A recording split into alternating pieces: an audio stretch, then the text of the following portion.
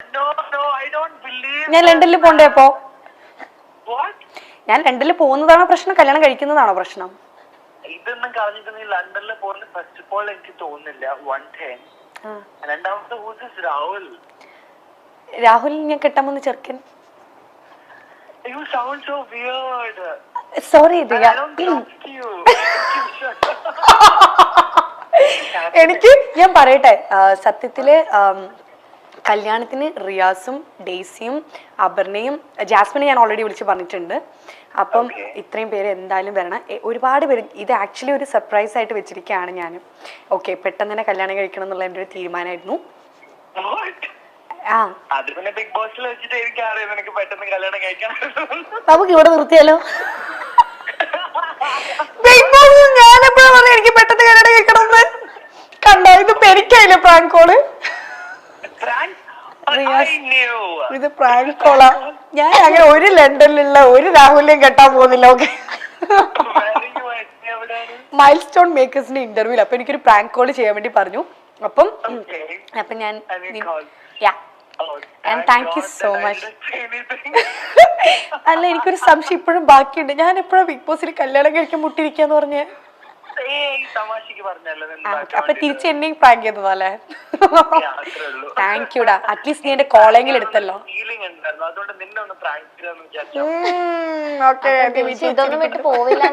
അപ്പൊ ഞാൻ ഇതൊന്നും വിട്ടൊന്നും പോവില്ലെന്ന് ഉറപ്പല്ലേ?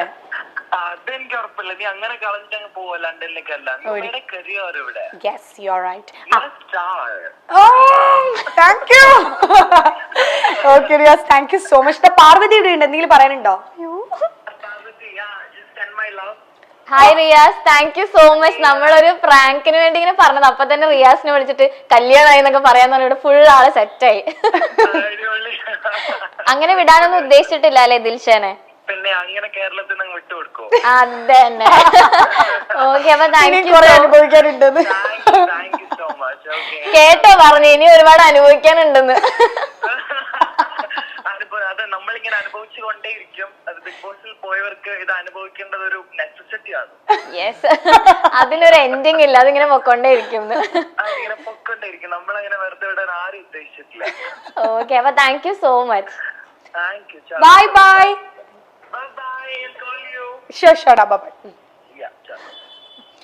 ഭാഗ്യം വേറൊന്നും പറഞ്ഞില്ലല്ലോ. ഓക്കെ, ഇനി ഒരു സർപ്രൈസ് ഉണ്ട്, കാണിക്കട്ടെ. ടെൻഷൻ ആവുന്നത്. ടെൻഷൻ ഒന്നും വേണ്ട. അയ്യോ, അത് എവിടെ പോയി? ഡിലീറ്റ് ആയി പോയോ? അയ്യോ, ഇല്ല.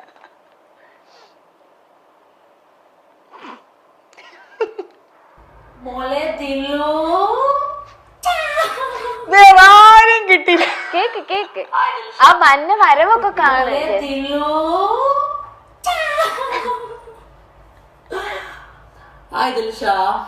പിന്നെ ഞാൻ തന്നെയാണ്. എവിടെ പോയാലും ഇതുണ്ടാവും. ആക്ച്വലി ഇത് എവിടെ പോയാലും ഈ പണ്ടാറുണ്ടാവും നീ ഇപ്പൊ വിചാരിക്കുന്നുണ്ടായിരിക്കും. Yes, of course. സോ എനിക്ക് നിന്നോട് ചോദിക്കാനുള്ള ക്വസ്റ്റ്യൻ എന്താണെന്ന് വെച്ചാല്, എനിക്കൊരു ക്വസ്റ്റ്യൻ ഉള്ളു ചോദിച്ചിട്ട് മറുപടി വരെ ഇച്ചിരി ബുദ്ധിയെങ്കിലും ഉണ്ടെങ്കിൽ മണ്ണ ബുദ്ധി കളിക്കുന്ന കാട്ടുകാരാണല്ലോ.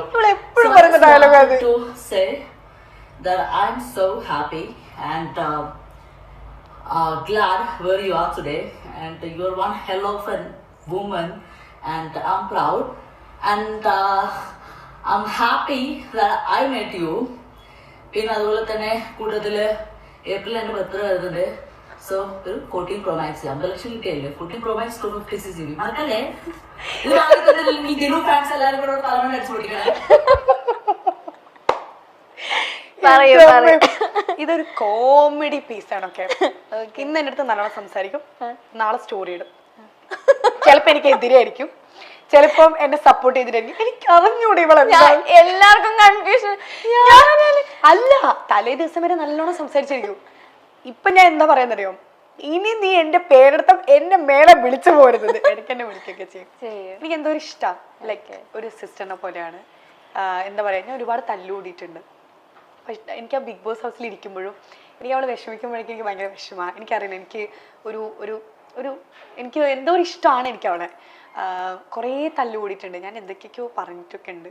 അങ്ങനെയല്ല ഒരുപാടല്ല, എന്നാലും കുറച്ചൊക്കെ ഇതൊക്കെ പറഞ്ഞു. പക്ഷെ അവള് കരയുമ്പോൾ വിഷമിക്കുമ്പോഴൊക്കെ എനിക്ക് ഭയങ്കര സങ്കടമാണ്. ഞാൻ ഏതോ ഒരു സീനിലൊക്കെ അവളിങ്ങനെ ഹെൽത്ത് വൈസ് ഭയങ്കര വീക്കായ ടൈമിലൊക്കെ ഞാനവിടെ പൊട്ടിക്കരഞ്ഞിട്ടുണ്ട് ഒരു എപ്പിസോഡിൽ.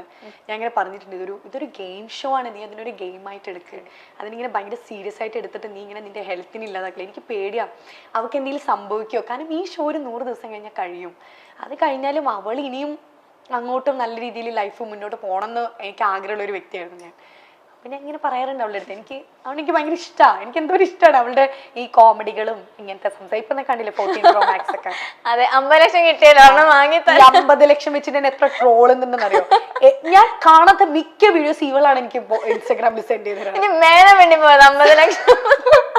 എൻ്റെ അടുത്ത് കുറെ ഡാൻസിന്റെ വീഡിയോസ് സെൻഡ് ചെയ്ത് തരും, എന്തൊക്കെയൊക്കെയോ എന്റെ ട്രോളുകൾ കുറെ വീഡിയോസ് എനിക്ക് സെൻഡ് ചെയ്ത് തരും. ഞാൻ ചോദിക്കട്ടെ, ഇത് ശരിക്കും തമാശക്ക് കാണിക്കുന്നതാണ്? ഇപ്പൊ തലേ ദിവസം സ്നേഹിച്ചിരുന്നിട്ട് പിറ്റേ ദിവസം സ്റ്റോറി എനിക്ക് അറിഞ്ഞൂടാ, അവർക്ക് എന്തെങ്കിലും കുഴപ്പമുണ്ടോ?